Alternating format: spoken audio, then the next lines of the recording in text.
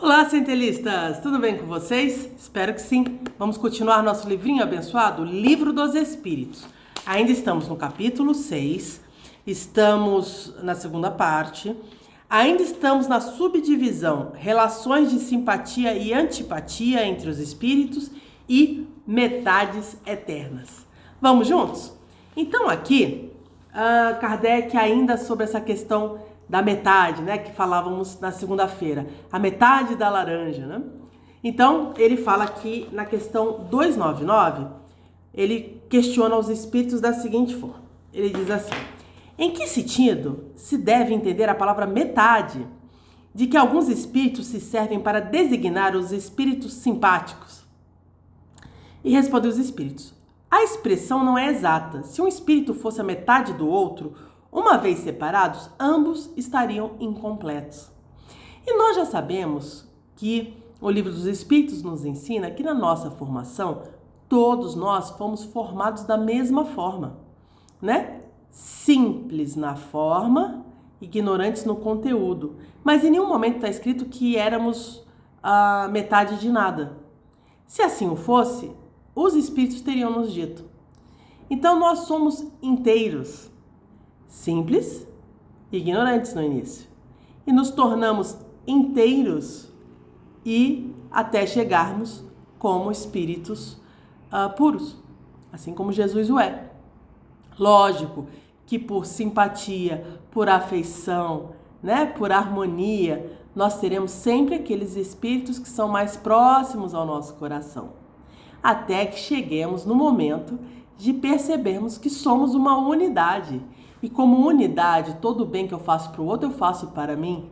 E como unidade, tudo aquilo que por ignorância eu ainda faço ruim para o outro, eu estou fazendo para mim também, porque tudo é único, é um. Somos todos um. Mais para frente nós vamos compreender isso. Mas por enquanto, o que nós temos que ter certeza é que não somos metade de nada, muito pelo contrário. Todos nós, individualmente unidos, somos um, né? Bom, muito bem. Questão 300. Quando dois espíritos com muita afinidade se reúnem, essa união é por toda a eternidade? Eles podem se separar e se unir a outros espíritos? Respondem os espíritos. Todos os espíritos que já atingiram a perfeição estão unidos entre si. Olha o princípio do uno, né? Do um. Nas esferas inferiores, quando o espírito se eleva, ele já não tem mais a mesma simpatia por aqueles que deixou para trás. Né? Quantas de nós, olha, na nossa própria encarnação, pensa assim, quantas pessoas vocês mesmos já conheceram? Não vou dizer nem de relacionamento afetivo, pensa aí, algum amigo, alguma amiga, né, que era aquela pessoa do seu coração alguns anos atrás, quando você era jovem, quando você era adolescente, criança, né? E que hoje, ao você pensar nessa pessoa, você fala, nossa, a gente não tem mais afinidade nenhuma, né? Seguimos caminhos completamente diferentes, pensamos de formas completamente diferentes, né? Não acontece isso nessa vida? A mesma coisa na erraticidade. Conforme a gente vai evoluindo, nem sempre as pessoas ao nosso redor estarão no mesmo momento, em que pese todos evoluirão, uns mais rápido, outros mais devagar. Inclusive pode haver aqui pessoas que são queridas ao nosso coração que evoluem mais rápido que nós mesmos e que nós ainda levaremos um tempo para reencontrá-las ou até mesmo voltar a ter afeições. Mas tudo bem, não tem problema. O que nos faz tranquilos é que a gente já sabe qual é o nosso objetivo final, sermos seres puros como Jesus. Então tá tudo certo, no final vai dar tudo certo. Não fiquem estressados, não tenham medo, não se preocupem, né? Como diria um antigo político, juntos chegaremos lá. Chegaremos todos, né? E isso é o mais importante. 301.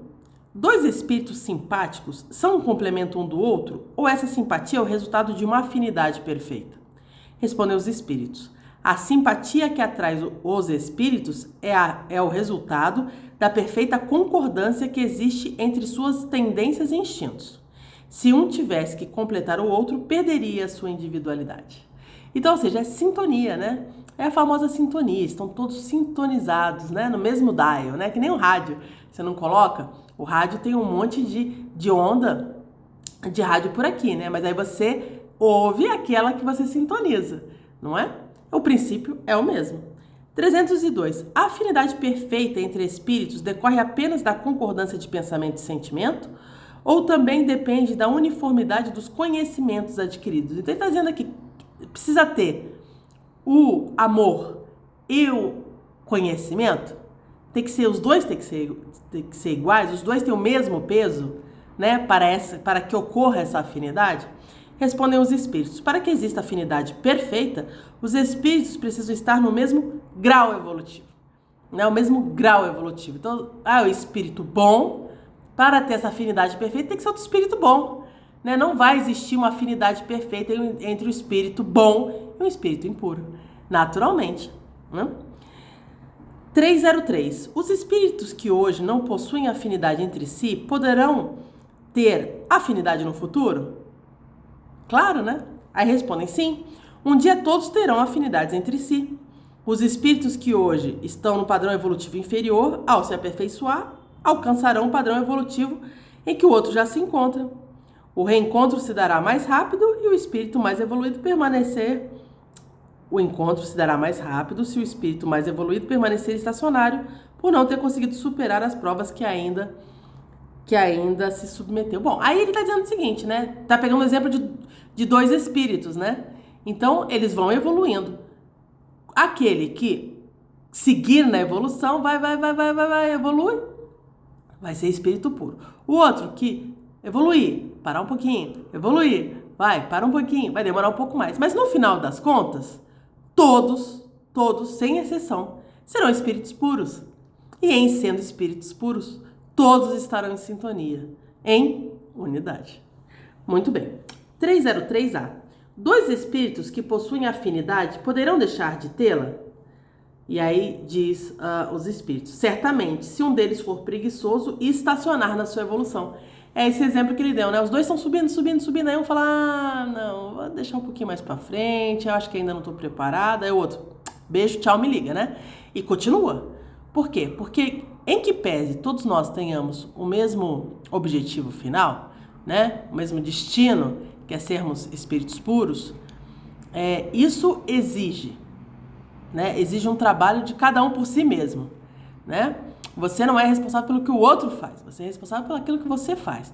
Então, você percebe, às vezes, mais rapidamente que um outro irmão seu, de que esse trabalho de evolução, em que pese difícil, quanto mais rápido resolvido, mais cedo feliz. E aí decide, então, se dedicar ao máximo para mais cedo ser feliz. O outro, que às vezes ainda tomado pelas paixões inferiores, ainda tomado pelas sombras que não ousou trabalhar e enfrentar para evoluir, acaba ficando estacionário, né? Porque a gente aprende que não há o que eles usam o termo retrogradar, né? Mas o termo é meio esquisito. Retrocesso, né? Retrocesso.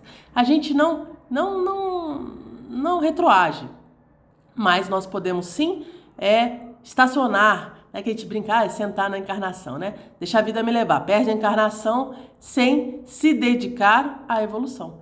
Então, naturalmente, se eles estão em algum momento na mesma sintonia, lembram-se? Estão na mesma sintonia, se um anda mais para frente, o outro fica estacionado. Naturalmente eles se desencontram. Mas se desencontra para sempre? Não, porque vai chegar um momento que estaremos todos como seres puros. E aí nos reencontraremos em unidade, certo? Muito bem. Gente, por hoje é só, tá certo? Um abraço para vocês e até a próxima!